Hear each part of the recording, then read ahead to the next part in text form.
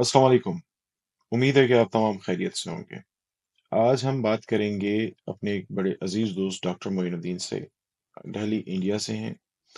अ, बहुत सी क्वालिटीज़ हैं इनकी पर्सनालिटी में। रिकॉर्ड पे तो मैं ये कहूँगा कि हम वर्चुअल दोस्त हैं। मैं बिल्कुल ये नहीं बताऊँगा हम कब मिले, कहाँ मिले, कैसे मिले। अ, या मैं ये कहूँगा कि अभी शायद ये वक्त नहीं कि इस पे बात की जाए। लेकिन बहुत अजीज दोस्त हैं, हमारी रूहें कनेक्ट हैं, हमारे इंटरेस्ट कनेक्ट हैं। हम दोनों कभी-कभी एक ही पॉइंट ऑफ व्यू पे मुख्तलिफ अंदाज से सोच रहे होते हैं और कभी-कभी हमारे पॉइंट ऑफ व्यूज एक दूसरे से टकरा रहे होते हैं।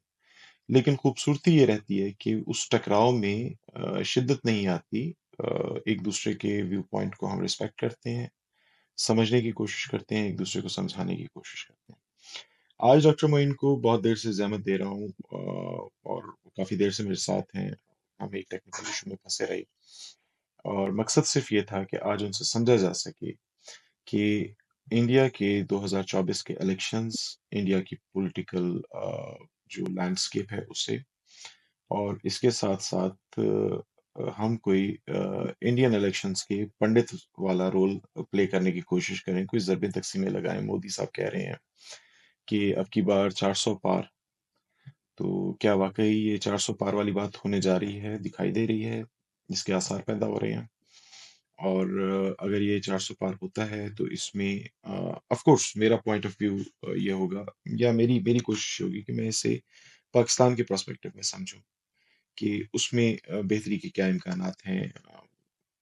और डॉक्टर मोइन हमें इंडिया के पर्सपेक्टिव में इस बात को समझाने की कोशिश करेंगे कि वहाँ का पॉलिटिकल लैंडस्केप रीजनल और ग्लोबल पॉलिटिकल लैंडस्केप पे किस तरह से इम्पैक्ट जनरेट करता है। Thank you doctor Moin, thank you.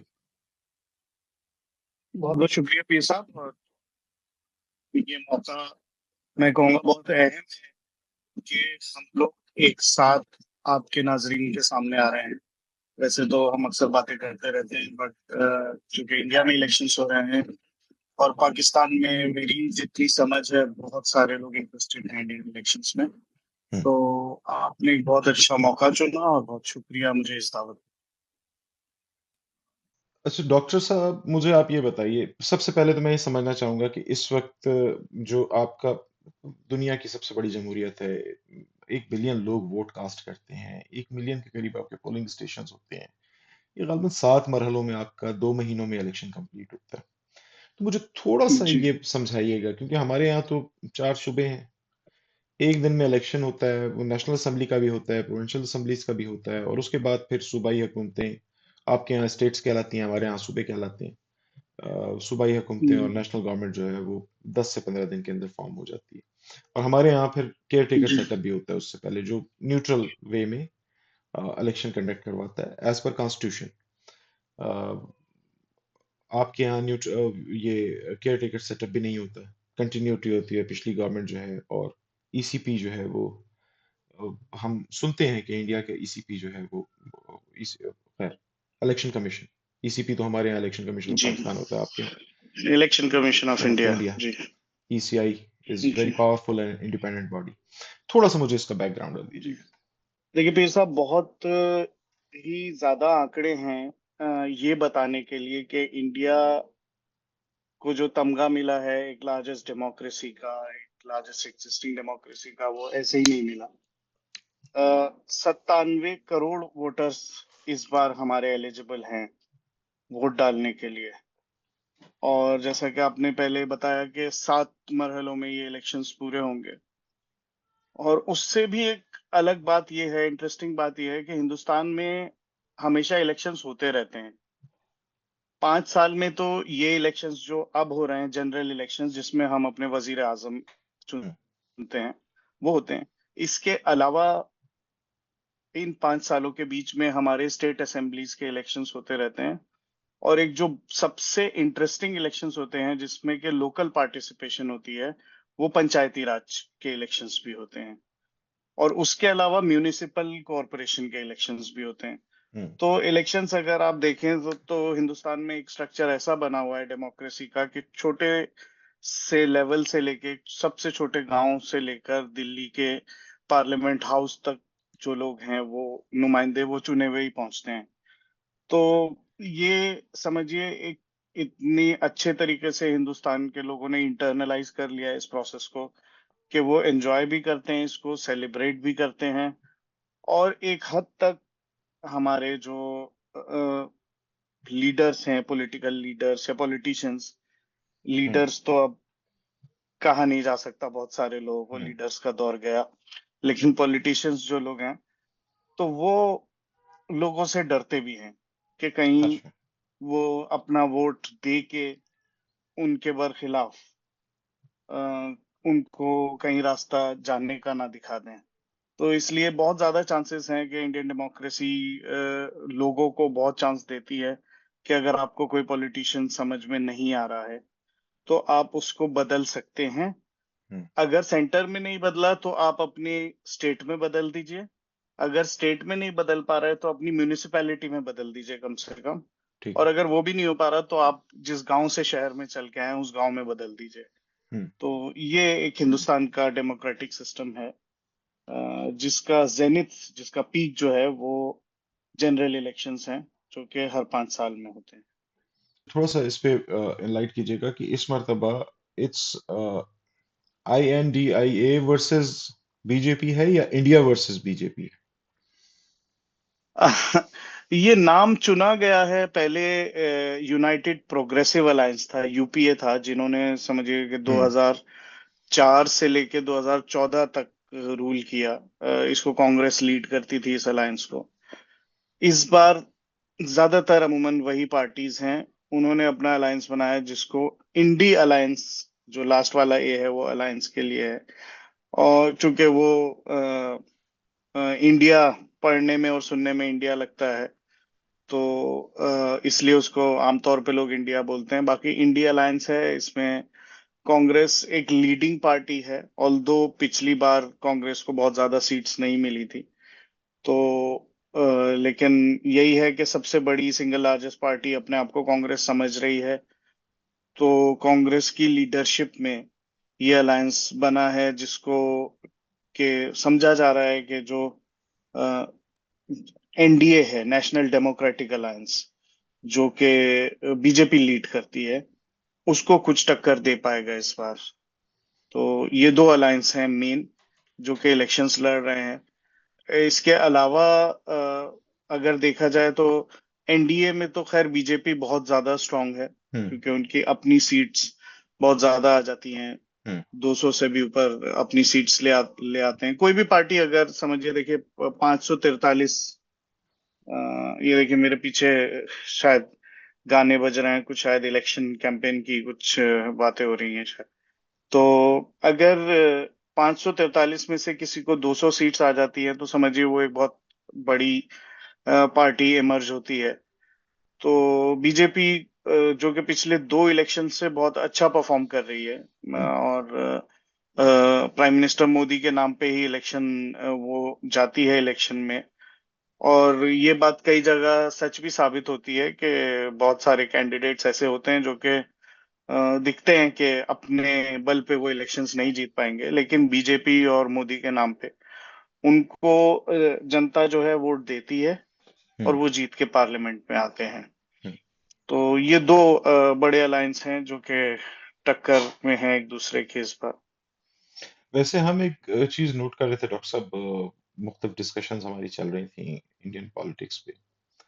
तो दिस इज़ फर्स्ट टाइम कि आपके पहले राउंड से पहले एंटी पाकिस्तान एजेंडा पे इस दफ़ा इलेक्शन नहीं हुआ।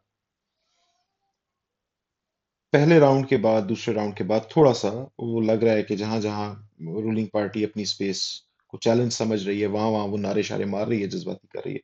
लेकिन इस मर्तबा वो जज़्बातियत दिखाई नहीं दे रही। इस मर्तबा एजेंडाज़ जो हैं, पॉलिटिकल एजेंडाज़, अब वो राम मंदिर भी नहीं रहा। पाकिस्तान भी कोई इस तरह की सेंटिमेंट्स को वो इकट्ठा करने की एक सोर्स नहीं रहा। इसके बावजूद हम ये देखते हैं कि मोदी साहब को पॉलिटिकली ग्राउंड पे चैलेंज हो नहीं पा रहा किसी से।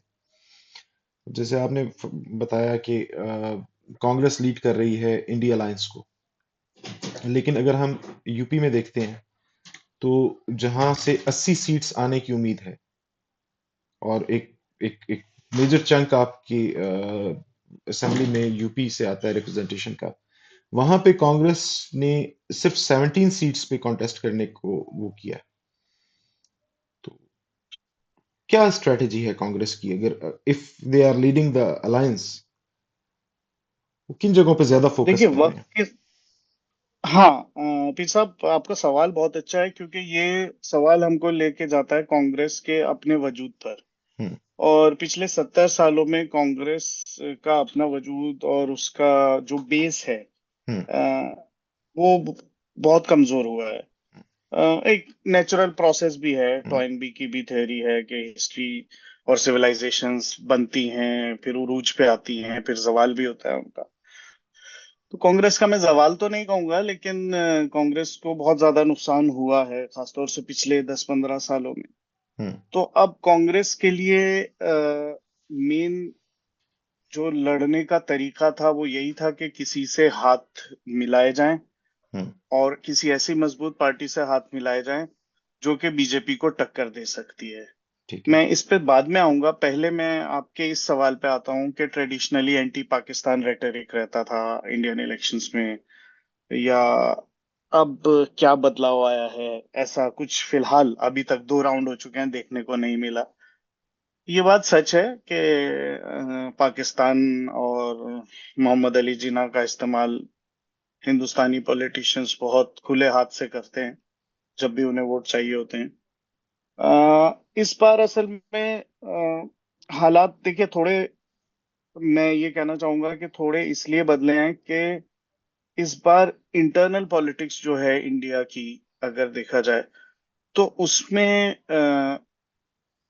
कोई भी ये जो पार्टीज राइट, खासतौर से राइट ऑफ द सेंटर जो पार्टीज हैं, हम्म। उन्होंने चूज किया है फियर मॉन्गरिंग मुसलमानों को लेके। ठीक है। ठीक है। इलेक्शन के रन अप तक भी ऐसा नहीं हुआ था, लेकिन फर्स्ट राउंड के इलेक्शन के बाद जो अलग अलग पॉलिटिशियंस हैं, जिसमें प्राइम मिनिस्टर नरेंद्र मोदी भी इंक्लूडेड हैं, उन्होंने भी ऐसे बयानात दिए कि मतलब एक सोशल मीडिया पे मीम चलता है ना, दैट ही और शी डिडंट इवन हेजिटेट। हम्म। तो वो बिल्कुल हेजिटेट नहीं किया उन्होंने, और साफ साफ मुसलमानों का नाम लिया कि अगर कांग्रेस जीत के आ जाती है तो वो आपके घर में जितना पैसा है वो आपके पैसा निकाल के मुसलमानों को बांट देगी। मुसलमानों के लिए वर्ड यूज हुआ घुसपैठियों को बांट देगी। ठीक है। अब बीजेपी इसको जस्टिफाई करे या जो भी जैसे भी आंसर करे, वही लोग आंसरेबल हैं। मैं तो हम्म। एक हम्म। जर्नलिस्ट हूँ, तो मैं तो जैसा रिपोर्ट हुआ मैं वैसे हम्म। बता रहा हूँ, लेकिन ये मैटर ऑफ फैक्ट है, this hmm. Is all out in the media कि ऐसे अल्फाज यूज किए गए हम्म। डायरेक्टली। तो अभी तक पाकिस्तान का चांस नहीं आया है। देखिए आने वाले वक्त में कुछ चीजें शायद और गर्म हो, जरूरत पड़े पाकिस्तान की तो कुछ वैसे पॉलिटिशियंस वो भी यूज कर लें। वैसे मुझे डॉक्टर साहब ये लगता है कि शायद अब पाकिस्तान का इशू इंडियन पॉलिटिक्स में इतना रेलेवेंट रहा नहीं। बहुत बड़े इश्यूज और मौजूद हैं। अब कारपोरेट जी। इंडिया जो है, जहाँ पे वो आता है, सामने आता है, तो उसके साथ फिर Adani is a big name. अब जी। अपोजिशन भी गवर्नमेंट पे तनकीद जो है वो पाकिस्तान के हवाले से उसकी कम हुई, कश्मीर के हवाले से कम हुई, बहुत सी इश्यूज जी। पे निस्बतन कम हुई, लेकिन वो अडानी ग्रुप के साथ जो उनके कनेक्शंस हैं उस पे ज्यादा गए। तो मेरा ख्याल है कि वहां पे भी कोई जो पॉलिटिक्स है वो इंटरनलाइज ज्यादा हुई है। इंटरनल इश्यूज, जी। स्टेट्स के इश्यूज, डेवलपमेंट के इश्यूज, कॉर्पोरेट इंडिया का कल्चर, ईडी अब आपके पास एक बहुत बड़ा मसला है। केजरीवाल साहब अंदर बैठे हुए हैं शायद, और अभी भी मतलब ईडी का एक थ्रेट है पॉलिटिशियंस के इर्द गिर्द।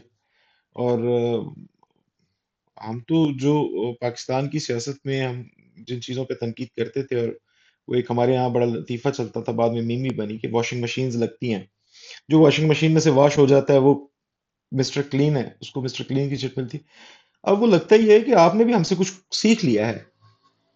इंडियन पॉलिटिक्स ने भी पाकिस्तानी पॉलिटिक्स से इस तरह की चीजें सीख ली हैं। अब आपने भी वॉशिंग मशीन इंस्टॉल कर दी हैं ईडी की, और ये वही है जो मैं आपके यहाँ मुख्तलिफ पेपर्स में और मुख्तलिफ चैनल्स पे और मुख्तलिफ सोशल मीडिया आउटलेट्स पे देखता हूँ।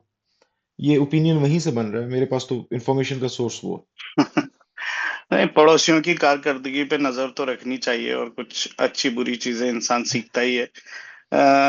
होता था पाकिस्तानी पॉलिटिक्स में, ऐसा होता था, है। और इंडिया में भी बहुत इंटरेस्टिंगली ये एक लेवल पे ये बातें चल रही हैं, एक नैरेटिव चल रहा है कि करप्शन तो हमेशा से था। देखिए, करप्शन साउथ एशिया में रहा है, हम्म। इस चीज को हम आम इंसान, आम जनता समझती है, झेलती हम्म। है। We been sufferers over the years of corruption. But एक एक ट्रेंड जो कि not, I would say it's not even apparent, it's very much evident hmm. कि एक पर्टिकुलर पार्टी में अगर कोई चला गया, कोई करप्ट लीडर, तो हम्म। उसके बाद उस पे करप्शन की कोई कोई भी चार्जेस नहीं रहते। कोई भी चीजें उसके जो पुराने, जब वो दूसरी पार्टी में होता था, जैसे बहुत सारे कांग्रेसी लीडर्स जब उन पे करप्शन के चार्जेस लगाए हम्म। ऑपोजिशन ने, तो उन्होंने बीजेपी ज्वाइन कर ली। और बीजेपी ज्वाइन करने के बाद उन पे मतलब करप्शन का तो नैरेटिव ही खत्म हो गया एक तरीके से। तो ये एक बड़ी जो है वो बात सामने निकल के आई है, और इंडियन पॉलिटिक्स में हालांकि इंटरेस्टिंगली वोटर्स इस चीज को समझ रहे हैं। हम्म। वोटर्स भी अब इस इन सब बातों को समझने लगे हैं, क्योंकि वो लीडर्स को जानते हैं। वो उन लीडर्स को भी जानते हैं कि जो पहले किसी दूसरी पार्टी में हुआ करते थे और अब बीजेपी में आ गए हैं। वो समझिए उन सरकारी अहलकारों को भी जानते हैं कि जो बड़ी बड़ी पोजीशंस पे थे पहले, हम्म। और रिटायरमेंट के बाद उन्होंने एक पॉलिटिकल पार्टी ज्वाइन कर ली है। तो एक ये तरीका भी बन रहा है, जिसको सिविल सोसाइटी, इंडिया की जो ओपन सिविल सोसाइटी है, वो बहुत ज्यादा क्रिटिसाइज करती आ रही है। हम्म। और इनफैक्ट कई, यहाँ पे देखा गया है कि कई कोर्ट के जजेस भी हैं जिन्होंने फॉरेन छोड़ने के बाद पॉलिटिकल पार्टीज ज्वाइन कर लिए। कई तो नहीं, लेकिन कुछ हम्म। जजेस ऐसे हैं जिन्होंने पॉलिटिकल पार्टीज ज्वाइन कर ली फॉरेन, अपने टेन्योर खत्म होने के बाद। तो और उन्होंने कुछ ऐसे केसेस में जजमेंट्स दिए हैं जो कि बहुत क्रिटिकल केसेस थे। तो उनके मूव्स पर भी शक तो होता ही है, लेकिन चूंकि अब इलेक्शन आ गया है और सारी चीजें जनता के हाथ में है, तो मेरे ख्याल से इस पे मतलब वोटिंग के बाद पता लगेगा कि ऐसे लोग कितने आगे तक सक्सेसफुल हो सकते हैं। हम्म। अच्छा, डॉक्टर साहब, मुझे एक ऑन अ लाइटर नोट एक बड़ा इंटरेस्टिंग हल्का है, ये आपके कहीं आसपास में पड़ता है, ईस्ट वेस्ट, ये नॉर्थ ईस्ट दिल्ली का, ये जहाँ पे कन्हैया कुमार और मनोज तिवारी, इनमें कंटेस्ट हो रहा है।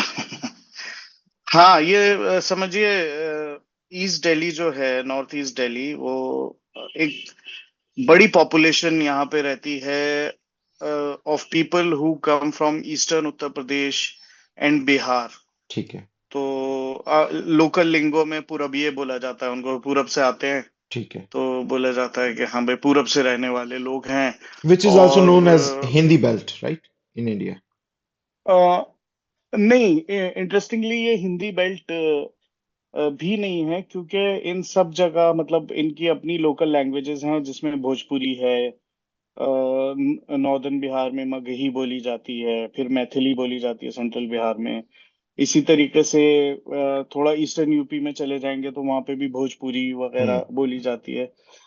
तो हिंदी तो ऑफ कोर्स है, बट हिंदी के ऑफशूट्स हैं, तो उनको हिंदी बेल्ट जो हुआ वो पूरा समझिए उत्तर प्रदेश और बिहार को इन जनरल बोला जाता है, ठीक जिसमें है। मध्य प्रदेश, राजस्थान, ये सब हिंदी बेल्ट ही बोला जाता है। ठीक है। लेकिन हाँ, ये लोग खास तौर से इसमें स्टेट ऑफ बिहार का, क्योंकि दोनों कैंडिडेट बिहार से ही आते हैं, मनोज हम्म। तिवारी भी हाँ। बिहार से उनके रूट्स हैं, और बड़े वो सक्सेसफुल वहाँ पे एक्टर और सिंगर रहे हैं। हुँ, और कन्हैया कुमार भी बिहार से ही आते हैं, स्टूडेंट रहे हैं जेएनयू में। जेएनयू में कंट्रोवर्सी हुई थी जिसमें से वो एक तरीके से सफाई से बाहर निकल के आ गए, हुँ, बाइज्जत निकल के आए बाहर। और बल्कि वो चैलेंज भी करते हैं बीजेपी को कि अगर ईडी भेजनी है या कोई ऐसी एजेंसीज भेजनी है तो आप भेजिए मेरे पास, क्योंकि मेरे अगेंस्ट तो आपके पास कुछ मिलेगा नहीं। हुँ, तो खैर वो एक इंटरेस्टिंग सिनेरियो बनता जा रहा है, क्योंकि दोनों एक ही जगह से हैं। एक को पॉलिटिकल एक्सपीरियंस इलेक्शंस के जिमन से ज्यादा है, तो दूसरे को पॉलिटिकल एक्सपीरियंस स्टूडेंट पॉलिटिक्स में रह के बहुत ज्यादा है। हुँ, तो कन्हैया तो फिर अपनी पीएचडी मुकम्मल करने के बाद जो है वो एक्टिव पॉलिटिक्स में भी आ गए थे। हुँ। तो एक अपबीट माहौल है दिल्ली में, खासतौर से नॉर्थ ईस्ट दिल्ली में। देखिए 25 तारीख को यहाँ पे इलेक्शन है, देखते हैं क्या आउटकम रहता है उसका। तो कन्हैया कुमार की बात हो रही थी और कन्हैया कुमार के साथ-साथ मैं ये चाह रहा था कि थोड़ा-सा मुझे आप जो पीके फैक्टर है बिहार का, जी प्रशांत किशोर, जी जी जी और इस वक़्त जो आपका पिछले 10 साल का इलेक्शन जगलर है, वो इस जी पूरे इलेक्शन प्रोसेस से हट के एक साइड पे बैठ के कुछ नया पका रहा है। बिहार में जी कुछ नया लेके आ रहा है। और लगता जी ये है कि अपकमिंग बिहार इलेक्शंस में वो बड़े भरपूर तरीके से सामने आएगा। जी। लेकिन देखिए, इस वक्त तो मैं सिर्फ ये पूछना चाहूंगा कि इस वक्त नेशनल इलेक्शंस में उसकी गैर मौजूदगी कितना बड़ा फैक्टर है। अ, देखिए ये तो नहीं कहा जा सकता कि प्रशांत किशोर पूरी तरीके से गैर मौजूद हैं। इलेक्शंस में कहीं ना कहीं वो इम्पैक्ट कर रहे हैं, क्योंकि उनकी टाइमिंग हम्म, एक एज अ पॉलिटिशियन सीन में आने की अपने आप में एक कहानी बताती है कि वो एक बहुत अप्रोप्रिएट टाइम पे उन्होंने अपनी पार्टी और अपनी मूवमेंट, जो भी वो बोल रहे हैं बिहार के लिए, उसको लॉन्च किया और एक नैरेटिव सेट किया कि भाई अभी तक जितने भी लोग बिहार में जितने भी पॉलिटिशियंस आए हैं, जितने भी रूलर्स आए हैं, चीफ मिनिस्टर्स आए हैं, उन सब ने लोगों का नुकसान किया है। और बिहार कहीं पे भी पिछले 70 साल में उसकी कोई तरक्की नहीं हुई। इंटरेस्टिंग पार्ट ये है कि वो थोड़ा सा इंटरेस्ट ले रहे हैं मुसलमानों में भी बिहार के, और वो मुस्लिम एरियाज में भी जा रहे हैं, और मुस्लिम एरियाज में भी अ, एक जगह तो उन्होंने हदीस कोट करके बता दी कि किस तरीके से आपको जुल्म के अगेंस्ट अपने आप को तैयार करना चाहिए, और कैसे सही और गलत में फर्क करना चाहिए। ये सारी बातें उन्होंने बताई, जाके वो रिलीजियस लीडर से भी मिल रहे हैं, हम्म, मुस्लिम रिलीजियस लीडर से। और वो बातें कर रहे हैं कि भाई जो लोकल मुस्लिम कम्युनिटी है उसमें थोड़ा सा, अकॉर्डिंग टू हिम ओनली, कि वो थोड़ा जागरूकता आनी चाहिए, मतलब चीजों को समझें, पॉलिटिकल चीजों को समझें, और जिस तरीके से वो ब्लाइंडली जनरली फॉलो किसी भी एक पॉलिटिकल पार्टी को एक टाइम पे करते हैं। ट्रेडिशनली पहले कांग्रेस को करते थे, फिर लालू यादव की पार्टी राष्ट्रीय जनता दल आई, उससे पहले कुछ अरसे के लिए जनता दल हुआ करती थी जो कि हम्म, सोशलिस्ट पार्टी रही। हम्म, तो उसको फॉलो किया करते थे, उसको वोट किया करते थे मुसलमान बिहार के। पिछले इलेक्शंस में इंटरेस्टिंगली जो बिहार के इलेक्शंस हुए थे उसमें 5 सीटें असदुद्दीन ओवैसी की पार्टी को भी मिली थी, एमआईएम को, अच्छा। मजलिस इत्तेहादुल मुस्लिमीन, जो हम्म, कि हैदराबाद के बाहर हम्म, सबसे बड़ी सक्सेस उनकी मानी जा रही थी पहली हम्म, बार। तो बिहार इन जनरल पॉलिटिक्स के लिए तो बहुत ही इंटरेस्टिंग जगह है। और इसलिए मुझे लगता है कि प्रशांत किशोर ने शुरुआत भी वहीं से करी है, खुद भी वो बिहार से आते हैं। उन्होंने बहुत सारे पॉलिटिशियंस को भी मदद करी है। 2014 में पूरे पॉलिटिकल कैंपेन जो बीजेपी का था उन्होंने किया, फिर ममता बनर्जी को किया, हम्म, कुछ अरसे के लिए वो कांग्रेस के साथ भी रहे। अब वो इस तरीके की अपनी एक छवि बना रहे हैं कि वो अकेले हैं और एक नई सोच के साथ आए हैं। हुँ, तो वो बहुत हद तक पॉलिटिकल सीन में तो हैं, हुँ, और कुछ जो लोग क्रिटिकल हैं उनके लिए वो ये कह रहे हैं कि वो बहुत ही स्मार्टली हुँ, ऐसी ऐसी बातें कर रहे हैं जिससे कि वोट डिवाइड हो सकता है। ठीक है, वो लोगों के दिमाग में भ्रम हुँ, फैला रहे हैं, एक तरीके का कहना चाहिए कि उनकी सोच जो है, जो एक सीधी सोच थी उसको दूसरी डायरेक्शन में मोड़ रहे हैं। हुँ, अब अगेन ये सारी चीजें कहने की होती हैं। आप चाय की टपरी पे बैठे हैं, अलग अलग तरीके की बातें होती हैं, हुँ, एनालिसिस होते हैं, कुछ एनालिसिस सही भी साबित होते हैं, लेकिन वक्त लगता है उन सारी चीजों में। हुँ, तो प्रशांत किशोर, आप अगर इंडियन सोशल मीडिया फॉलो करें तो आपको रोज उनकी कोई ना कोई वीडियो नई लगभग मिल जाएगी। उनका कोई ना कोई कोट आपको मिल जाएगा जो कि शेयर रीशेयर हो रहा है। मेरे ख्याल से वो, कम से कम वो इंसान, ये क्रेडिट हमें देना चाहिए कि वो इंसान समझता है कि मीडिया को कैसे यूज करना है, हुँ। बिना कहे कि मैं राजनीति या पॉलिटिक्स या सियासत कर रहा हूँ। वो अच्छी खासी सियासत कर रहे हैं फिलहाल भी इंडिया में। अच्छा डॉक्टर साहब, बिहार से हट के हमने यूपी को डिस्कस किया, बिहार को डिस्कस किया, दिल्ली के एक हल्के को डिस्कस किया। साउथ किस तरफ जा रहे हैं? साउथ हमेशा से मिक्स रहा है। साउथ में रीजनल पार्टीज का बहुत जोर रहा है। साउथ ने कभी लाइक वहाँ पे अगर हम कांग्रेस को देखते हैं तो कांग्रेस भी मुख्तलिफ स्टेट्स में अलायंस में हमेशा पॉलिटिक्स करती दिखाई देती है। बीजेपी बहुत चाहते हुए भी कोई बहुत बड़ा इम्पैक्ट क्रिएट नहीं कर पाई। और बंगाल मतलब वहाँ पे लेफ्ट की पॉलिटिक्स ने कभी राइट विंगर्स को पांव रखने की जगह नहीं दी। तो साउथ अच्छा डिसाइसिव कितना है साउथ? हम ये देखते हैं कि मतलब अगर एजुकेशन में देखें, डाटा की हम बात करें तो साउथ बहुत आगे है, नॉर्थ से लीड कर रहा है, करता दिखाई देता है। लेकिन पॉलिटिकल जो सीन है इसमें साउथ कितना डिसाइसिव रोल प्ले करता है? और क्या ये है वो देवगौड़ा साहब एक आए थे प्राइम मिनिस्टर, वो जो जी, अलायंसेस की गवर्नमेंट्स बन रही थी और बहुत जल्दी जल्दी चेंज हो रहे थे उस दौर में, एक मेरा ख्याल है जी, वो जी, जी। शायद साउथ से थे। उसके अलावा साउथ से कोई लीडरशिप, नेशनल लीडरशिप इमर्ज होती हुई नहीं दिखी। हालांकि वहाँ रीजनल पॉलिटिक्स अ, बहुत वाइब्रेंट है।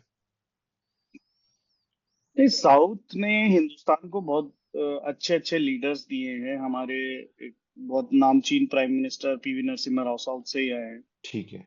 और उसके अलावा भी बड़े लीडर्स और बड़े आर्मी के जनरल्स जो हैं वो इंडिया में साउथ से आते हैं। तो साउथ, समझिए, अगर जियोग्राफिकल उसकी पोजीशनिंग जो है बिल्कुल अलग एक तरीके से साउथ में है, बट पॉलिटिकली मुझे लगता है कि वो बहुत ज्यादा हिंदुस्तान की धड़कनों को डिसाइड करता है ठीक है।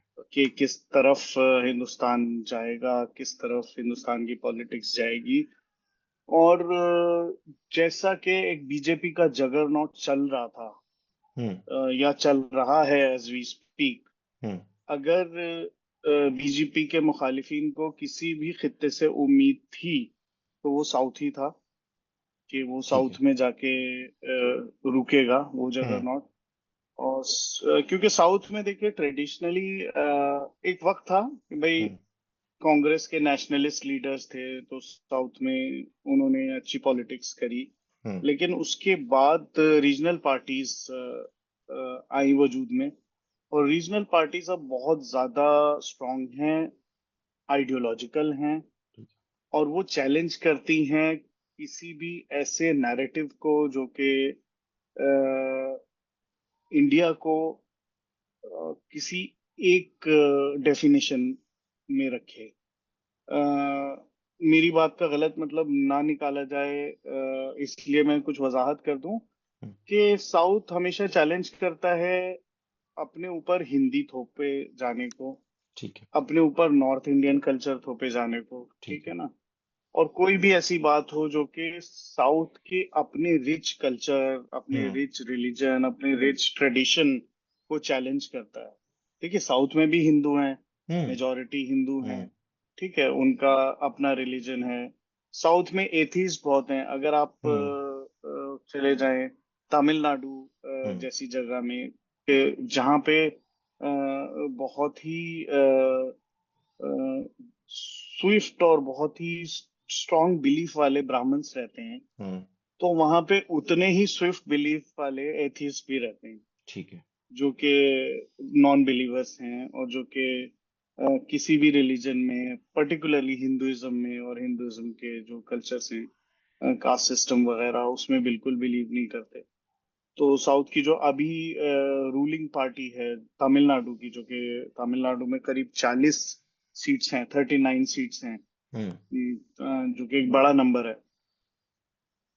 तो उस स्टेट को जो रूल कर रही है पार्टी, वो डीएमके है, और वो क्लियरली एंटी ब्राह्मणिस्ट उनकी आइडियोलॉजी है। ठीक है। और वो हमेशा से ही इस आइडियोलॉजी को रेजिस्ट करती आई है। उसके बाद अगर हम केरला में देखें, केरला में इंटरेस्टिंगली लेफ्ट की पॉलिटिक्स बहुत स्ट्रांग रही है हम्म। ट्रेडिशनली। उसके अलावा कांग्रेस अभी भी बहुत ज्यादा स्ट्रांग है। शशि थरूर जैसे लीडर जो हैं, हम्म। हम्म। वो साउथ से आते हैं। और एक और पार्टी जिसमें शायद पाकिस्तान के लोग इंटरेस्टेड हों, इंडियन यूनियन मुस्लिम लीग, अच्छा। वो भी केरला की पार्टी है। और वो भी कांग्रेस के साथ अलायंस करती है। और वो लोग as a pressure group, as a political party, as a social movement, वो उन लोगों का भी रोल काफी इंटरेस्टिंग रहा है केरला की पॉलिटिक्स में। सॉरी टू इंटरप्ट डॉक्टर और साहब, उनकी। यहाँ पे मैं जी। चाहूंगा, सॉरी टू इंटरप्ट। एक एक हम पहले भी पॉइंट डिस्कस कर चुके हैं अपनी पर्सनल कन्वर्सेशन में कि they Muslim League, Indian Union Muslim League and Majlis, they don't go together, right? नहीं नहीं, बिल्कुल नहीं, बिल्कुल नहीं। वो हाँ।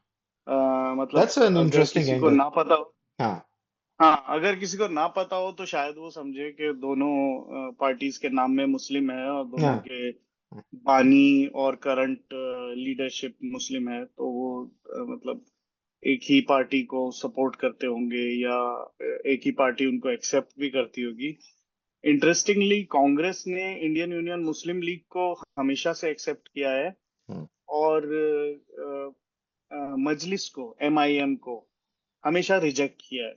ठीक है। इनफैक्ट कांग्रेस, ये कांग्रेस और कांग्रेसी आइडियोलॉजी के लोग ये इल्जाम लगाते हैं मजलिस पे कि वो बीजेपी की बी टीम है एक तरीके से, ठीक है। क्योंकि वो इतना ज्यादा डिस्कोर्स को इस्लामाइज करती हैं कई बार, हम्म। कि उससे फायदा इवेंचुअली बीजेपी को ही होता है। ठीक है। हालांकि असदुद्दीन ओवैसी बड़े लीडर इमर्ज होके आए हैं ओवर हम्म। The years. और उनका ये कहना है कि ऑब्वियसली जहां पे हमारी पार्टी नहीं लड़ती, वहां पे भी तो कांग्रेस या सो कॉल्ड सेक्युलर इंडिया की पार्टी हारती हैं। हम्म। तो खैर, वो एक अलग डिबेट है। बट जी हाँ, ये बात समझने की है कि ये दोनों पार्टीज, जो कि दोनों साउथ से आती हैं, एक आंध्र प्रदेश में तेलंगाना, अब हम्म। तेलंगाना अलग हो गया, हम्म। पहले आंध्र प्रदेश का ही पार्ट था।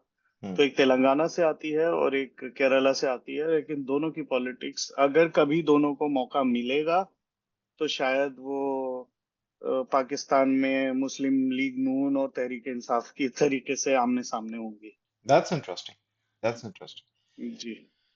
और जी। अ, पंजाब की पॉलिटिक्स जो है वो बड़ी तेजी से, लाइक, बदलने में तो अरसा लगा होगा, लेकिन हमें यहाँ बड़ी तेजी से उसमें एक तब्दीली दिखाई दी कि एकदम से कैप्टन साहब जो है वो बिल्कुल बैक बेंचर चले गए, आम आदमी पार्टी ने स्वीप कर दिया।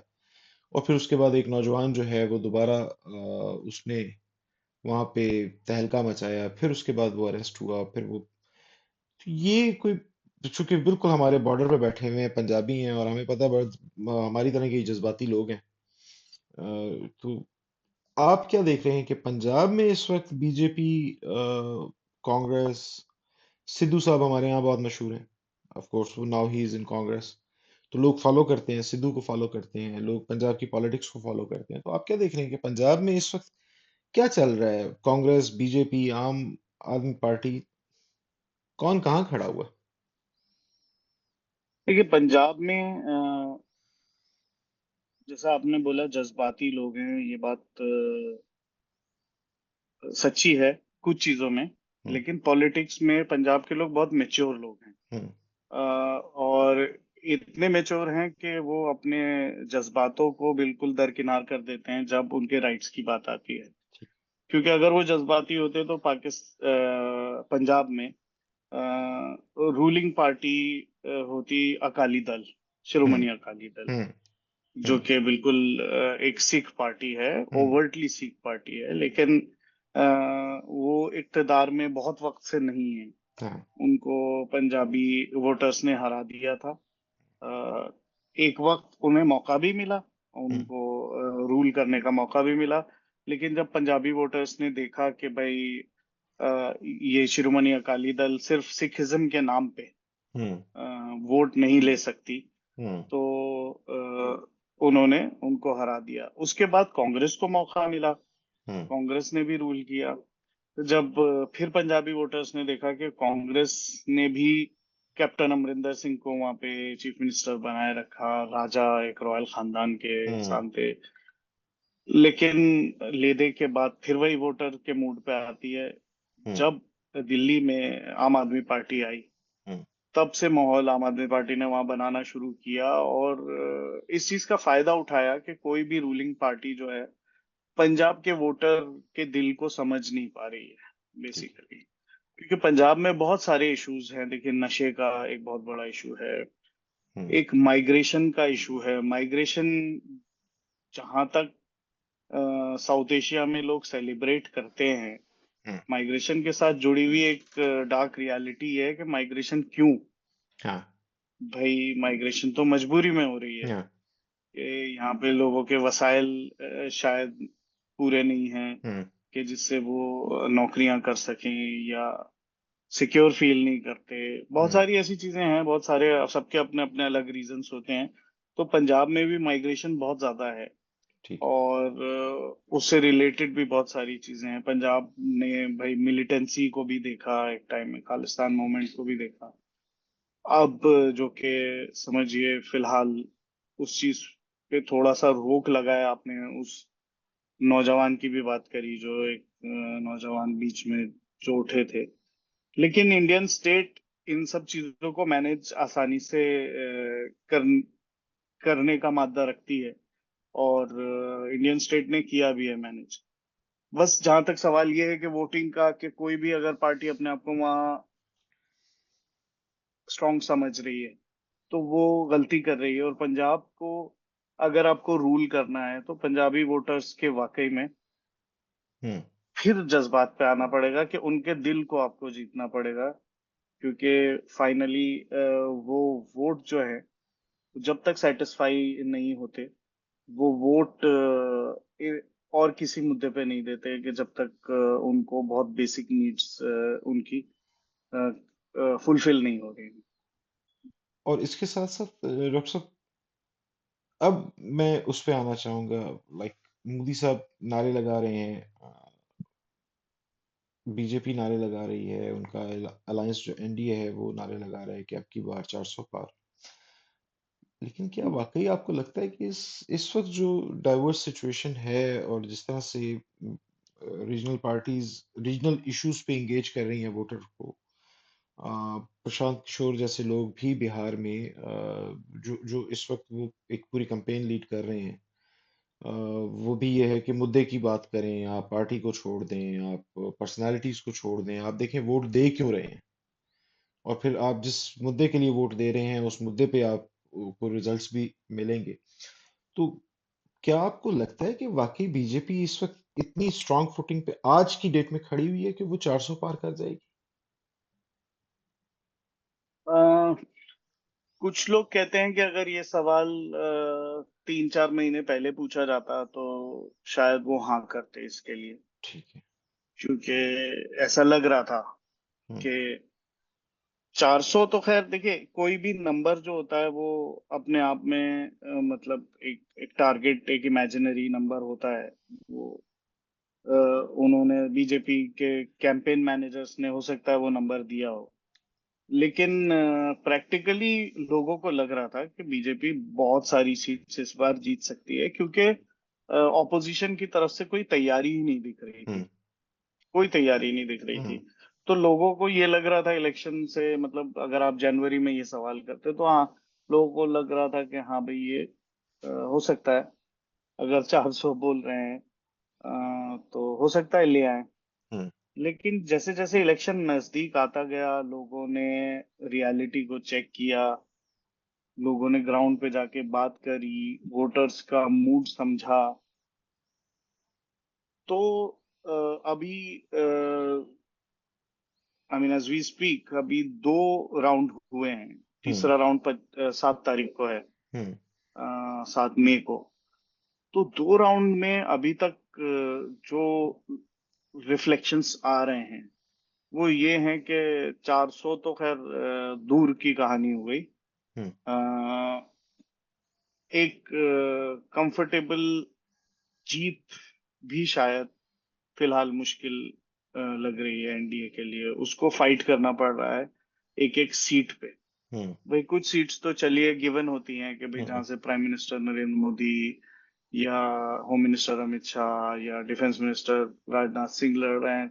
हर कोई चाहता है कि भाई मेरी कॉन्स्टिट्युएंसी का लीडर जो हो वो जाके प्राइम मिनिस्टर बने, तो उनके लिए तो फिर भी हुँ, आसान है। लेकिन बाकी ऑल ओवर इंडिया में, जैसे मैंने साउथ में आपको बताया, तो साउथ में तो बीजेपी पिछली बार से रिड्यूस ही होती हुई लग रही है। हुँ, बढ़ना तो खैर बिल्कुल नहीं, क्योंकि तमिलनाडु में से बहुत अच्छी रिपोर्ट्स बीजेपी के लिए नहीं आई हैं। केरला में बिल्कुल ऐसा चांस नहीं है कि हुँ, बीजेपी शायद एक भी सीट जीत जीत पाए। कर्नाटका में, जिसमें पिछले 2-3 बार से बीजेपी अच्छा परफॉर्म कर रही थी, तो उसमें भी इस बार बीजेपी को कम सीटें मिलने की पूरी पूरी उम्मीद है। आंध्र प्रदेश में भी, और महाराष्ट्र में भी तो तेलंगाना उनका में वो भी। ठाकरे फैमिली के साथ एक क्लैश आ गया सामने। महाराष्ट्र का मैं बताऊं पी साहब, महाराष्ट्र एक बहुत इंपॉर्टेंट स्टेट है इंडिया में हुँ, और इंडिया की पॉलिटिक्स में, क्योंकि उत्तर प्रदेश के बाद लगभग सबसे ज्यादा सीट्स महाराष्ट्र में ही है, महाराष्ट्र करीब और फिर 48 बिहार, सीट। बिल्कुल, फिर 42 या 48 40 सीट्स हैं जी। बिहार से आती जी। और महाराष्ट्र में बहुत वाइब्रेंट पॉलिटिक्स होती है, है। हाँ, बहुत ज्यादा वाइब्रेंट पॉलिटिक्स होती है वहां पे। पर्सनालिटीज भी मैटर करती हैं वहां पे, आइडियोलॉजी भी मैटर करती है। जिस तरीके से अगर उसको बोला जाए बैक स्टैबिंग ठाकरे फैमिली के साथ हुँ, हुई है और हुँ, ट्रेडिशनल शिवसैनिक सेना वोटर्स के साथ हुई है। रिपोर्ट्स तो ये आ रही हैं कि वो भी रिवेंज मोड में हैं वोटर्स, अच्छा। और शायद वो गलती का खामियाजा बीजेपी को और जो नई शिवसेना बनी थी उसको भुगतना पड़े। हुँ, तो और जो उद्धव ठाकरे हैं, जो बाल हुँ, ठाकरे के बेटे जो चीफ मिनिस्टर थे, हुँ, उन्होंने महाराष्ट्र की सरकार कोविड टाइम में चलाई और उनको बहुत प्रेज किया गया। हुँ, एज एन एडमिनिस्ट्रेटर उनका बहुत ज्यादा हुँ, वाहवाही उन्होंने लूटी थी, क्योंकि जिस तरीके से कोविड को मैनेज किया था, जिस तरीके से एंटी मुस्लिम रेटोरिक को उन्होंने मैनेज किया हुँ, था महाराष्ट्र में हुँ, ड्यूरिंग कोविड। आप लोगों ने शायद सुना हो, इंडियन मीडिया तो पूरी तरीके से वो तबलीगी जमात हुँ, के अगेंस्ट हुँ, जो भी रिपोर्टिंग हो रही थी कि हुँ, तबलीगियों ने कोविड फैला दिया, ये हो गया वो हो गया। तो उसके बावजूद भी महाराष्ट्र में आपको कोई भी ऐसा कॉम्युनल चीज देखने को नहीं मिली। हुँ, तो उन्होंने अपना एडमिनिस्ट्रेटरशिप का तो अच्छा सबूत दिया था उस वक्त। हुँ, तो शायद लोगों को वो याद रहे, और वोट जब वो करने जाएं तो इनको ही, और कांग्रेस पार्टी है और नेशनलिस्ट कांग्रेस पार्टी है, एनसीपी, शरद पवार जिसके हुँ, लीडर हैं, बड़े लीडर हैं इंडिया के पुराने। तो मुझे लगता है कि महाराष्ट्र में भी बीजेपी को झटका ही लगने वाला है, और अ, जितनी उम्मीदें थी उससे कम ही सीट मिलेंगी। हुँ, बीजेपी की उम्मीदें जो हैं वो उत्तर प्रदेश, गुजरात, राजस्थान और मध्य प्रदेश से ज्यादा जुड़ी हुई हैं फिलहाल।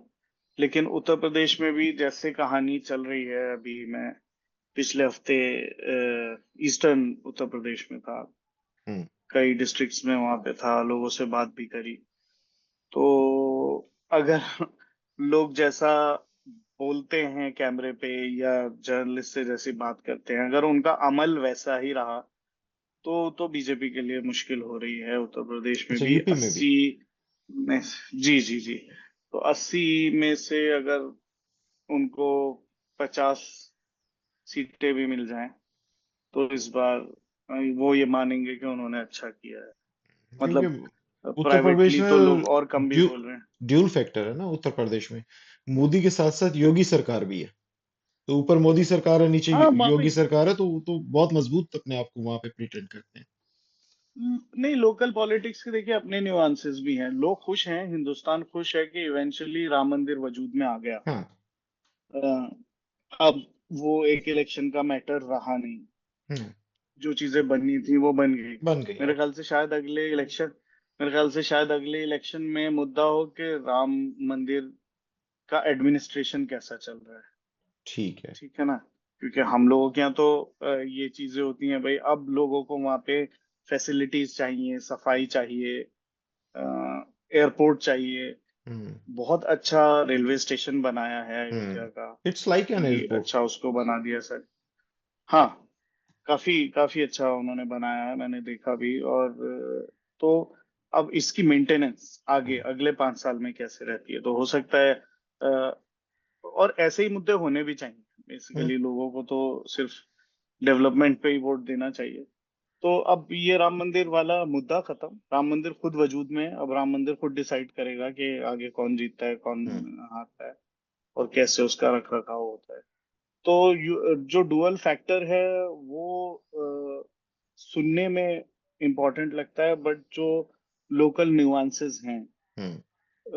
वो एक अलग डिबेट है, एक लंबा डिबेट है। हम्म। यूपी की local hmm. Politics, caste politics.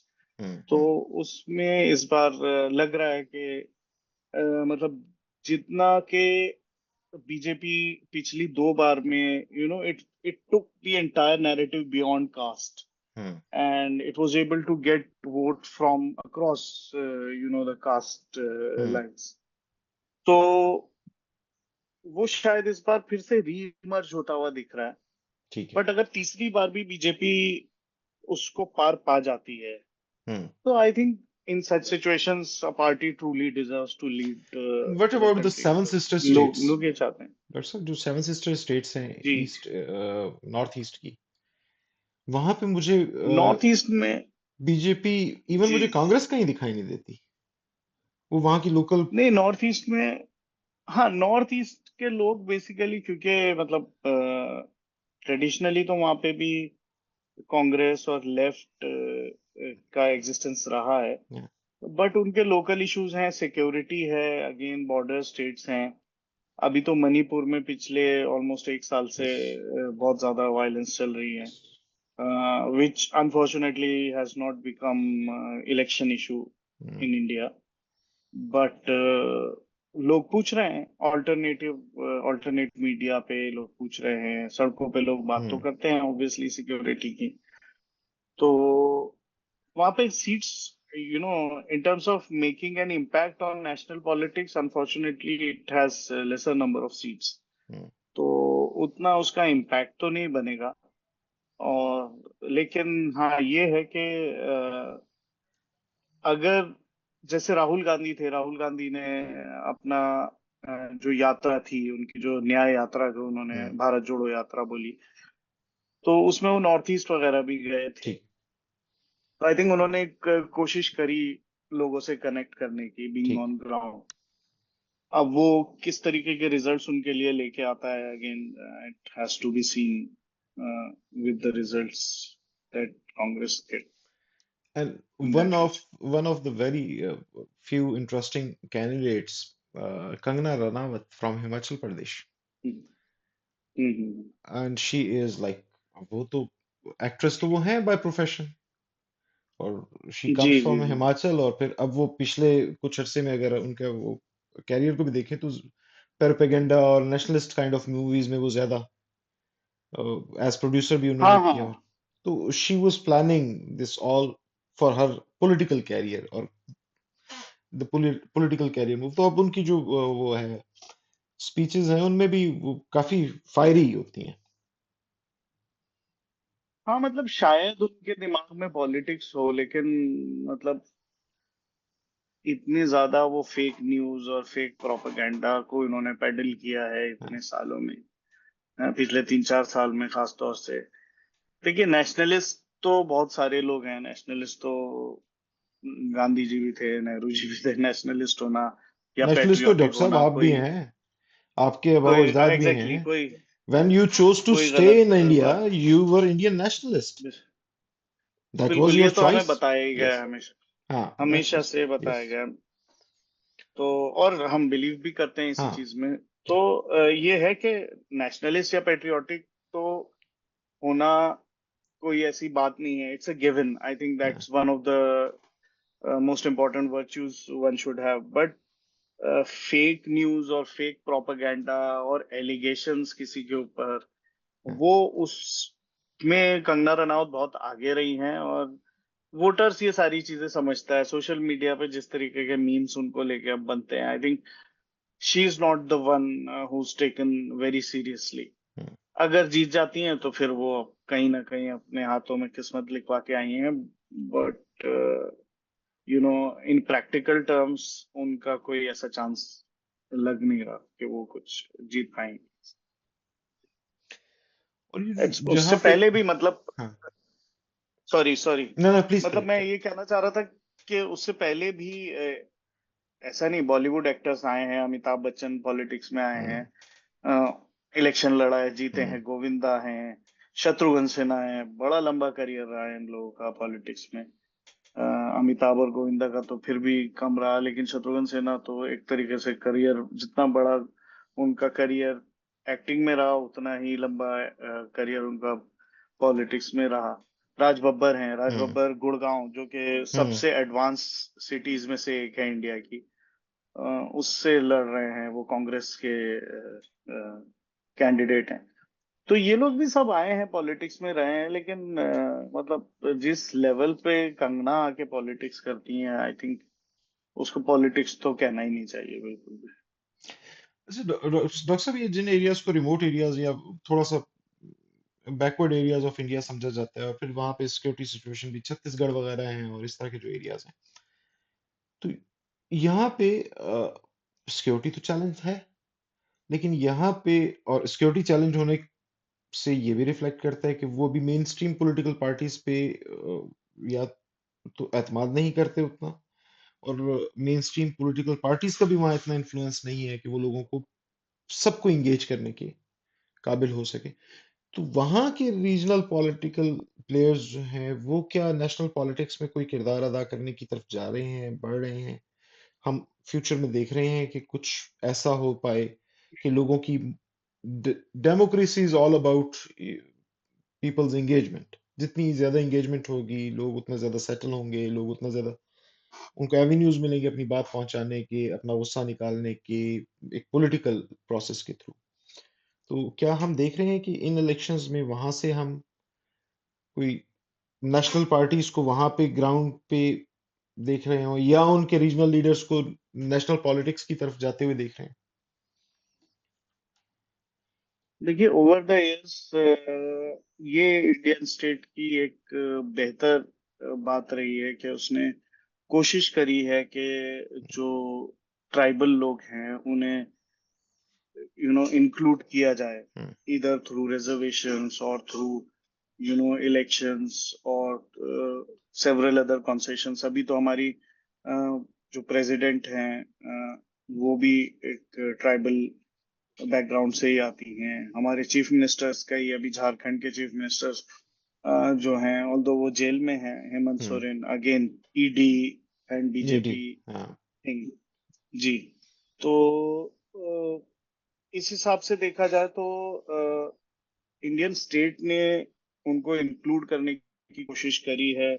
Troubled areas में, कुछ नक्सल इम्पैक्टेड एरियाज में हमारे इलेक्शन कमीशन के लोग जाते हैं वहां पे, इलेक्शन रखवाने की कोशिश करते हैं। बहुत सारी जगह हो भी जाते हैं इलेक्शंस, लोग वोट देने आते हैं। कई जगह ड्यू टू थ्रेट पार्टिसिपेट नहीं कर पाते। But as far as Indian state is concern, I think traditionally whichever party has been in power, despite the violence, ongoing violence, ये भी एक रियलिटी है। इंडियन स्टेट की कोशिश ये रहती है कि लोगों को, वहाँ के लोगों को इंक्लूड किया जाए और इंडियन स्टेट में भरोसा जगाया जाए। हुँ, और इसीलिए देखा गया, मतलब कि बहुत सारे लोग जिनको ऑब्वियसली एजुकेशन के लिए, हेल्थ के लिए, उसके लिए तो आपको स्टेट मशीनरी, स्टेट का ही सेटअप चाहिए हुँ, होता है। हुँ, तो उसमें कोशिश रहती है। बाकी वक्तन फवक्तन जिस तरीके से पॉलिटिक्स और सिक्योरिटी सिचुएशन चेंज होती रहती है, उस पे भी बहुत ज्यादा डिपेंड करता है कि कितनी एंगेजमेंट, क्या लेवल ऑफ एंगेजमेंट है उनके साथ, ये हुँ, क्या नहीं, ये है। बिल्कुल ठीक। डॉक्टर साहब, मैं एक तो आपका बहुत मशहूर हूँ इस वक्त का जो आपने निकाला, और ये एक बहुत तेजी में हमने इसे स्टेट लेवल्स पे ही कोशिश की कि स्टेट्स के लेवल पे ही इंडियन पॉलिटिक्स को समझा जाए। अ, मेरी आपसे रिक्वेस्ट होगी कि अगर आप गाए बगाए हमें वक्त देने में आपको आसानी हो, तो फिर हम हर स्टेट को थॉरली डिस्कस करें कि उसकी डायनामिक्स क्या है, वहाँ लोकल प्लेयर्स कौन से हैं, रीजनल प्लेयर्स कौन से हैं, नेशनल प्लेयर्स का वहाँ इम्पैक्ट क्या है, और क्या एक्सपेक्टेड है उस पे, और आगे 10 साल में वहाँ क्या चीज़ें किस तरह से रेस करेंगी। लाइक मुझे ज़ाती तौर पे, मैं पीके का बहुत बड़ा फ़ैन हूँ। वो एक बहुत बड़ा दिमाग है वो, और उसने पिछले 10 साल में over the period of time उसने मुख्तलिफ जगहों पे ये प्रूव किया, प्रशांत किशोर ने, कि वो एक बहुत अच्छा स्ट्रेटेजिस्ट है इलेक्शन एंड पॉलिटिक्स का। तो मुझे लगता है कि 2025 के बाद बिहार की पॉलिटिक्स बिल्कुल चेंज हो जाएगी। अ, क्योंकि वहाँ पीके फैक्टर जो है वो एक इम्पॉर्टेंट फैक्टर के तौर पे रेज होगा। फिर इसी तरह से वो जेएनयू के जो लीडर हैं कन्हैया, वो दिल्ली से इलेक्शन लड़ रहे हैं, कांग्रेस में हैं, लेकिन उन्हें बिहार से बाहर रखा गया। वो बिहारी है बुनियादी तौर पे। तो जी। और वो पिछले 2-3 सालों में लेफ्ट की पॉलिटिक्स भी उसने बिहार से की।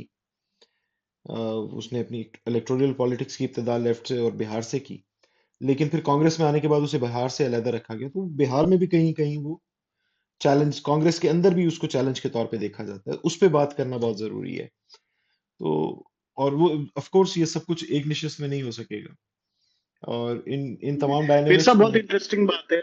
हाँ प्लीज। सॉरी, सॉरी मैं आपको कट कर रहा हूँ, क्योंकि बिहार की बात चली है। मेरे बहुत अच्छे दोस्त बिहार से हमेशा से ही रहे हैं, बचपन से। हम्म। हालांकि मेरी तो पैदाइश दिल्ली की रही है। नहीं, बिहारी बहुत खूबसूरत लोग हैं। लेकिन जहां तक बिहार की पॉलिटिक्स की बात है, बिहार की पॉलिटिक्स में को जितना मैंने समझा है, हाँ, बिहार की पॉलिटिक्स में बिहारी होना आपके लिए कोई एडवांटेज नहीं है। ठीक है। आप, it's not a given that you are a Bihari and you can do your politics easily in Bihar. ठीक। कन्हैया कुमार ने कोशिश करी थी बिहार हाँ, में भी पॉलिटिक्स करने की, लेकिन फिर लोकल नुआंसेस अगेंस्ट हाँ, इतने सारे हैं, कुर्मी, भूमियार, हाँ। Thakur, caste, this and that, there are a lot of challenges. Hmm, that is why जो भी बिहार में सक्सेसफुल पॉलिटिशियंस रहे हैं, I think they have not become successful overnight. Hmm, Lalu Yadav ने, ऑल्दो उन पे जनरली सबसे पहले करप्शन के चार्जेस लग जाते हैं, but I think the kind of work he has done against communalism hmm. is remarkable. ये I think he's remained a secular leader हम्म, throughout his life, और कम्युनलिज्म के अगेंस्ट हमेशा खड़े रहे हैं। नीतीश कुमार को obviously development in certain sectors in Bihar, I think he should be given credit. Hmm, उनसे पहले भी जयप्रकाश नारायण वगैरह जो लीडर्स थे, जिन्होंने समझा बिहार की मिट्टी को। तो वही कन्हैया की जैसा आपने हम्म, बात करी कि उन्हें बिहार से बाहर रखा गया है, तो शायद ये भी सोच रही हो कि बिहारी होना बिहार में पॉलिटिक्स करने के लिए काफी नहीं है। हम्म, आपको बहुत सारी चीजों को समझना पड़ेगा और कुछ अपनी किस्मत भी आपके काम आती है। और अभी तो हमने उसको जी उस एंगल बिशन। को भी, वो बिरादरी वाले एंगल को भी एक्सप्लोर करना है। वो बहुत इंटरेस्टिंग है कि जहाँ पे गुज्जरों ने एक जी गुज्जर लड़की को सपोर्ट कर रहे हैं। वो वो मुस्लिम गुज्जर लड़की कैंडिडेट है, और वहाँ प्रीडोमिनेंट जी जो हिंदू गुज्जर्स हैं वो उसको गुज्जर होने की वजह से सपोर्ट कर रहे हैं। तो ये एक बड़ा इंटरेस्टिंग है। और जी जब पॉलिटिक्स, जी मतलब हम कभी कभी बिरादरी की पॉलिटिक्स की मुखालफत भी करते हैं, लेकिन कई जगह ऐसी हैं जहाँ पे जी बिरादरी की पॉलिटिक्स जब मजहब की पॉलिटिक्स को के ऊपर हावी हो जाती है, तो ये अच्छा होता है कि वो जी मजहबी तकसीम को खत्म कर रही है।